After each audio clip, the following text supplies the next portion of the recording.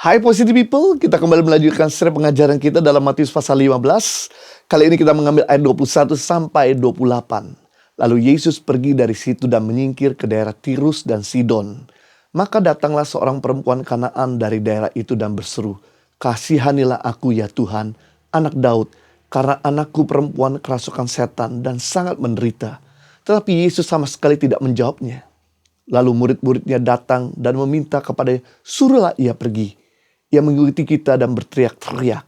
Jawab Yesus, "Aku diutus hanya untuk domba-domba yang hilang dari umat Israel." Tetapi perempuan itu mendekat dan menyembah dia sambil berkata, "Tuhan, tolonglah aku." Tetapi Yesus menjawab, "Tidak patut mengambil roti yang disediakan bagi anak-anak dan melemparkannya kepada anjing." Kata perempuan itu, "Benar Tuhan." Namun anjing itu makan rempah-rempah yang jatuh dari meja tuannya. Maka Yesus menjawab dan berkata kepada, "Hai ibu, besar imanmu, maka jadilah kepadamu seperti yang kau kehendaki." Dan seketika itu juga anaknya sembuh. Ketika Yesus sedang menyingkir ke Tirus dan Sidon, wilayah non-Yahudi. Namun kedatangannya ke wilayah bukan Yahudi ini diketahui oleh perempuan Kanaan yang anaknya kerasukan setan. Berbeda dengan para rabi dan para pemimpin Yahudi yang pada umumnya menolak melayani perempuan, terlebih lagi perempuan asing. Namun berbeda dengan Yesus yang siap melakukannya. Perempuan Kanaan itu datang menemuinya dan berseru memohon belas kasihan pada Tuhan. Tuhan Yesus tidak langsung menyembuhkannya. Dan perempuan itu harus melewati beberapa proses ujian. Namun karena ketekunannya, sebagai hasilnya kuasa Yesus dinyatakan dan anaknya sembuh dari kerasukan roh jahat. Ada 4 pelajaran dari perempuan Kanaan yang menghasilkan mujizat dari ketekunan iman. Yang pertama, ia adalah orang kafir yang belum mengenal Allah. Namun ia datang kepada Tuhan sambil memanggil anak Daud. Suatu sebutan berarti Mesias yang dinantikan.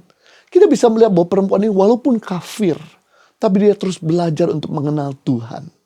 Yang kedua, Yesus coba tes dengan tidak mempedulikan. Dan bahkan murid-murid ingin mengusirnya. Namun perempuan ini berteriak dan terus mengikutinya. Pelajaran luar biasa. Doa tidak dijawab, tapi terus dia mengiringi Yesus. Jangan sampai kita yang Kristen, doa tidak dijawab lalu kecewa dan meninggalkan Tuhan.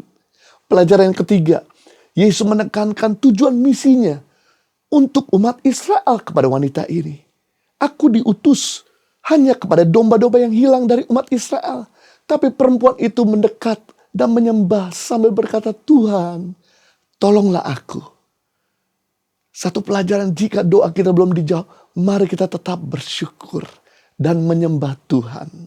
Yang keempat, Yesus membandingkan perempuan ini dengan anjing. Kata anjing yang Yesus pergunakan bukan anjing liar, tapi anjing pemelihara yang manis. Perempuan itu berhasil melewati semua ujian tersebut. Ia tidak putus asa, dia tidak kecewa, dia tidak menyerah, tapi terus memohon kepada Yesus dan rela merendahkan diri sebagai anjing peliharaan yang tetap mendapatkan berkat dari Tuhannya.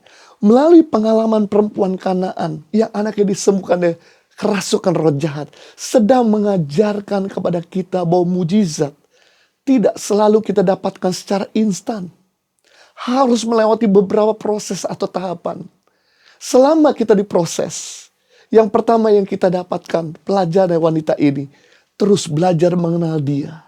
Dengan memiliki rasa haus dan lapar akan kebenaran. Yang kedua, jangan kecewa dan tinggalkan Tuhan. Ketika kita berdoa belum dijawab, terus berharap, terus berdoa kepada Tuhan. Dia adalah jawaban yang tepat. Ketika kita datang Allah yang tepat, pasti kita akan memperolehnya. Sekalipun kita belum mendapat jawabannya.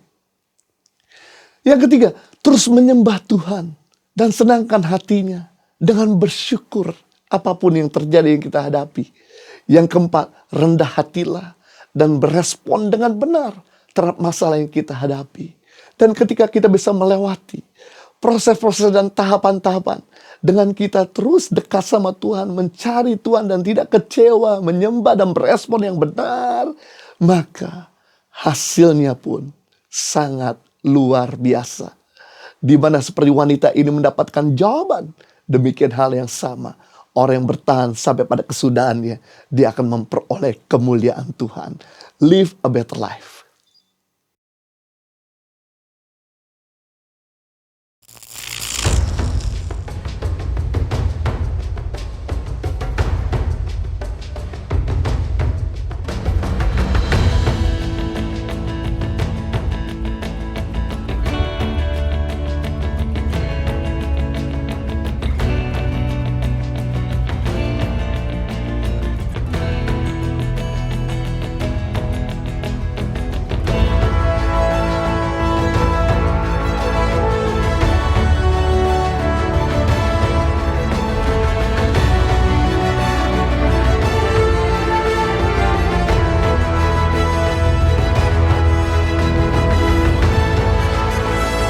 Suka duka, perjuangan guru tangan pengharapan dalam membangun pendidikan di pedalaman Indonesia.